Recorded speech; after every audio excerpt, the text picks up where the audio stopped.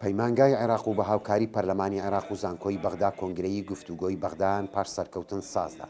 لەم کۆنگرەیەدا هەرسێ سەرۆکاتیەکەی عێراق تێیدا ئامادە بوون و باسی ئەزموونی داهاتویان تاوتوێ کرد.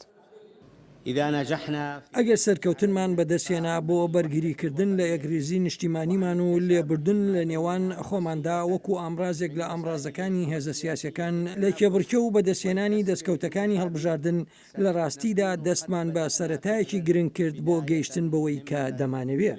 سەلیم جوبوری سەرۆکی پەرلەمانی عێراق هەر بە هەمان هەستەوە باسی سەرکەوتنی هێزەکانی عێراقی کرد و ڕووناچی خستە سەر ئەم گفتوگۆیە بۆ ئەوەی یەک ڕێزی عێراقیەکان بنوێنێ.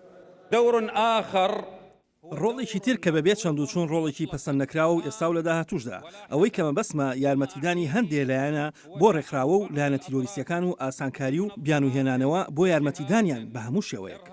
لە چوارچوەی ئەم کۆنگرەیەدا حەیدەر عەبادی باسی مەترسی داعش و تیرۆریستانی کرد کە زۆر لایەن بەترسەوە لە کاتی خۆی سەیری ئەم گروپانیان دەکرد.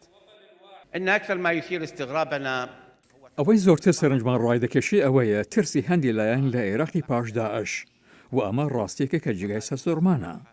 لەکوێ بوون کە داعش دەتی بەسەر فەلوجە بەسەر تکرید بەسەر جۆرف سەخەر دیالە ساڵاحدین و ئەنبار دەگرت بوو. لەبەرچی ترسیان لەسەر عێراق و ناوشەکەدا نەبوو کە تێرۆریستان بە ئاشکرا و بە کۆمەڵ هاوڵاتیان دەکوشت و ژێرخانی وڵاتەکەیان دەڕوخان. کۆنگرەی گفتوگۆی بەغدا پاش سەرکەوتنەکان جێی باسی سیاسەتوانەکان بوو. هەندێک لە ئەم کۆنگرەی وەک کۆنگرەکانی پێشووی لە قەڵەمدا کە ئەزموونەکەی تەنانەت خۆ ئامادەکردنە بۆ هەڵبژاردننی داهاتوو. هەمووشیان تەحالفاتیان هەیە بۆ ناتوانن عێراق چاک بکەن. تەنها قسەکردنە لە ئێستا من ئەوەندەی بیبین و بزانم ئەیانەوێت ئەم کۆبوونەوانە بکەن لە بەرەو نزیکی انتیخاباتە هەتا چ لایەنێک و خۆشیان چونکە لە ئێستا سەرتاسەری عێراق بە کورد و عەرەب و هەموو لایەنەکانەوە ئەتوانم بڵێم لەم پرۆسەیەکی شکست خواردوو بوون. ئایا کۆنگرەی گفتوگۆی بەغدا ئەزموونێکی کۆنە و نوێ دەکرێتەوە؟ ئایا خاڵەکان لەسەر پیتەکان دادەنرێن؟ ئایا تەنانەت بۆ خۆ ئامادەکردنە بۆ هەڵبژاردننی داهاتوو؟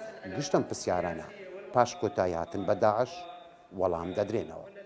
لە بەغدا و نزار عەبدوڵڵا، دەنگی ئەمریکا.